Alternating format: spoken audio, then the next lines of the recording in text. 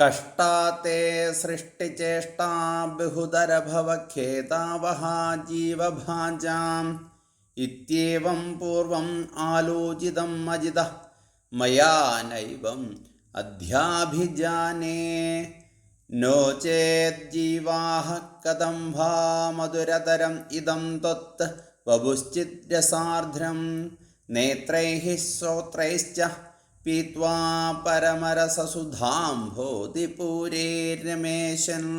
ഭഗവാൻ സൃഷ്ടികർമ്മത്തിൽ ഏർപ്പെട്ടത് നന്നായി എന്നാണ് മേൽപ്പത്തൂര് പറയുന്നത്. ഹേ അജിതനായ ഭഗവാനെ, അങ്ങയുടെ സൃഷ്ടിവ്യാപാരം ജീവികൾക്ക് കഷ്ടതകൾ ഉണ്ടാക്കുന്നതാണെന്നാണ് ഞാൻ മുമ്പ് വിചാരിച്ചിരുന്നത്. എന്നാൽ ഇപ്പോൾ എൻ്റെ തോന്നലിന് മാറ്റമുണ്ടായിരിക്കും എന്നാണ് ആചാര്യൻ പറയുന്നത്. എൻ്റെ ആദ്യ വിചാരം തെറ്റാണെന്ന ധാരണയുണ്ടായിരുന്നു. ജീവികളെ സൃഷ്ടിച്ചില്ലായിരുന്നുവെങ്കിൽ അങ്ങയുടെ ഛിദ്രരസാൽ കുളിർത്തതും ഏറെ കമനീയവുമായ അതുപോലെ തന്നെ മധുരതരവുമായ ഈ കോമള വിഗ്രഹം കണ്ണുകൊണ്ടു കണ്ടും അതിൻ്റെ മധുരിമ ശ്രവിച്ചും പരമാനന്ദ സാഗരത്തിൽ നീന്തിത്തുടിച്ച് തുള്ളിക്കളിക്കും. ഭഗവാൻ സൃഷ്ടികർമ്മത്തിൽ ഏർപ്പെട്ടത് നന്നായി എന്ന് ഇപ്പോൾ മനസ്സിലായില്ലേ?